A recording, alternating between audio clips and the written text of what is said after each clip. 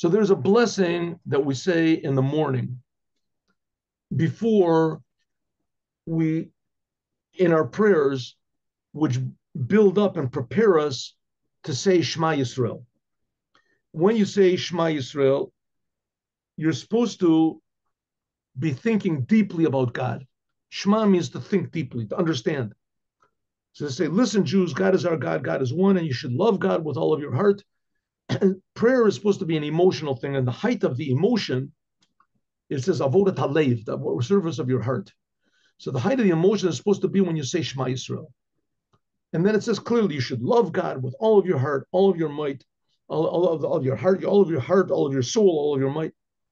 Okay, but before that, there's two blessings. There's two blessings before and one blessing afterwards. That's what it says in the Mishnah also. Two blessings before Shema and one blessing afterwards. Okay, these again, I want to stress that every Jew should translate the words of prayer. It doesn't make any difference which there's different versions of the prayers. They're all basically the same. They're also basically the same, but nevertheless, you should translate the words of the prayers. Okay, so here, let me see. One second. Vavi Ein. Let me see what this is. Here we go. Yeah, this word over here, and then okay.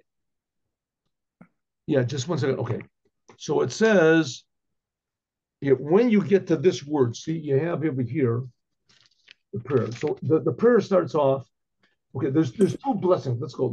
I have also, this is reverse, so I have to do this reverse.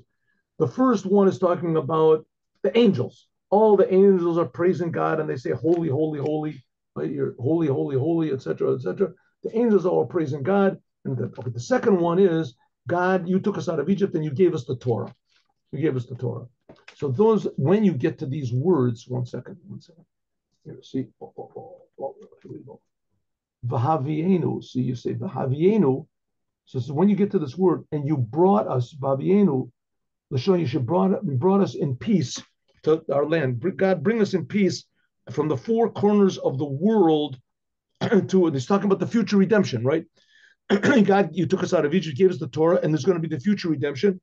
We're saying, God, bring us from the four corners of the world and break the yoke of the non-Jews, the United Nations, whatever, from our necks, and take us all upright to our land of Israel. Good. So when we get to this word over here, so it says, what do? You take the tzitzit, the four corners, right?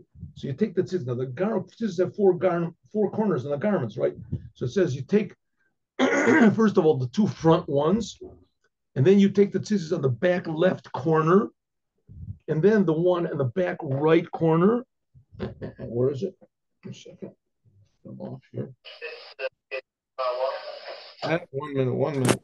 I got confused over here. Oh, here we go. And then you take the one from the back left corner. Oh, there we go.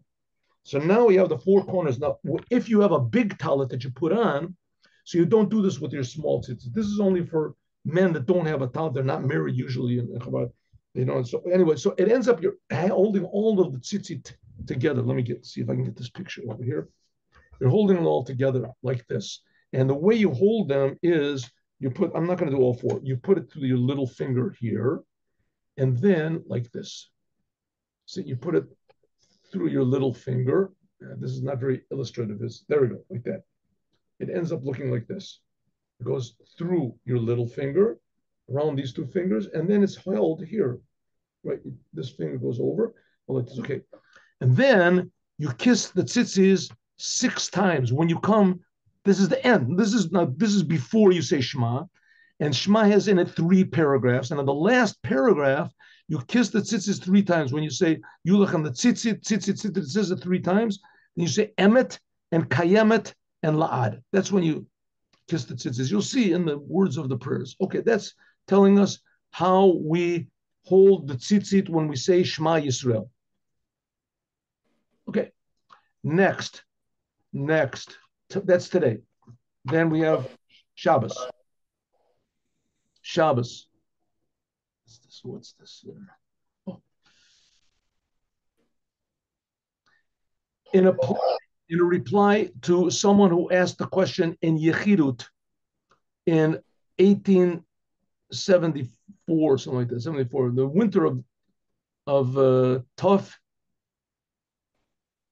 Reish Lamed Hey, a little more, 115 years ago, 110 years ago. It says, my grandfather said to my father, this is in the life of the fourth Rebbe of Chabad, he said to the fifth Rebbe of Chabad, who's the father of the previous Rebbe, who's writing all this, the Yetzer Hora, the Yetzer Hora is called the evil impulse. It's also called the animal soul. So even though technically they're two like sort of different aspects of the animal soul is usually the intellectual part, and the Yetzer Hora is usually the emotional part. But okay, they're both called the animal soul. The Yetzer Hora, the evil impulse, is called the animal soul, right? And not because it's like an animal. No, the animal soul, in other words, your egotism, your selfishness, can sometimes be like cunning, like a fox. And you have to have great wisdom in order to perceive that it's ruling you.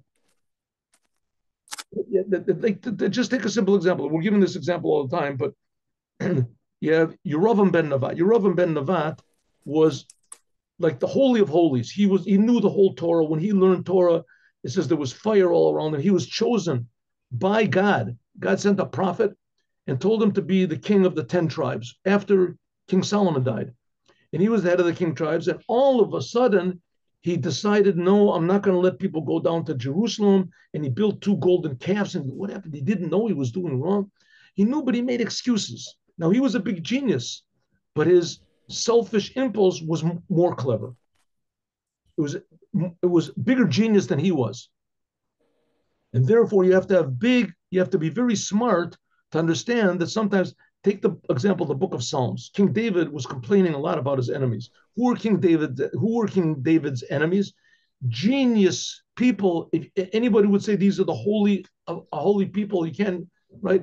Doag, Achitophel, Shimi ben Gera. Shimi ben Gera was the head of Sanhedrin. It says these people were the top of the top, right? And they convinced all the Jews to go against him. Absalom, King David's son, his own son.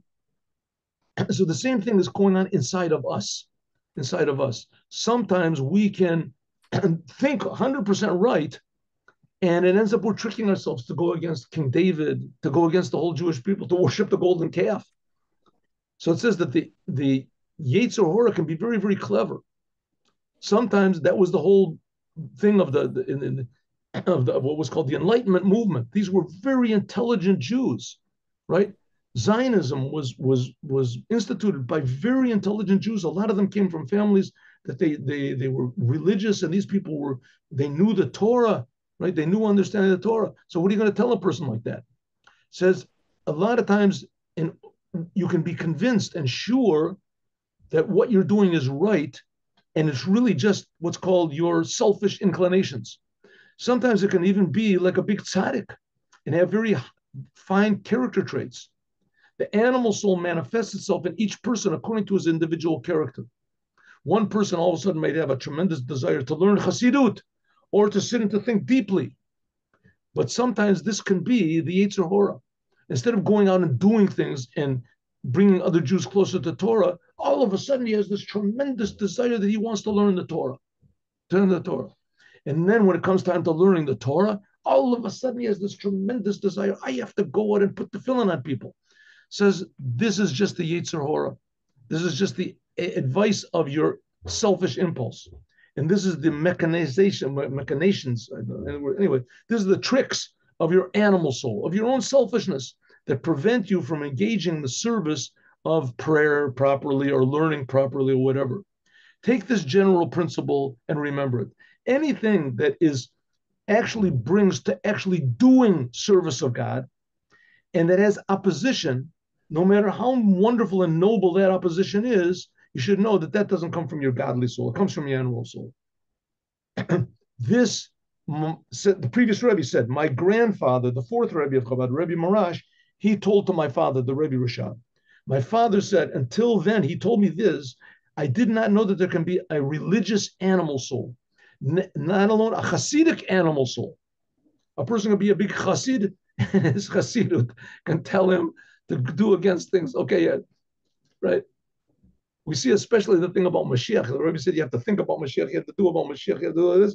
And then big people that really were knowledgeable about in Chassidut and wonderful people, they said it's just destroying Chabad. Don't think about Mashiach.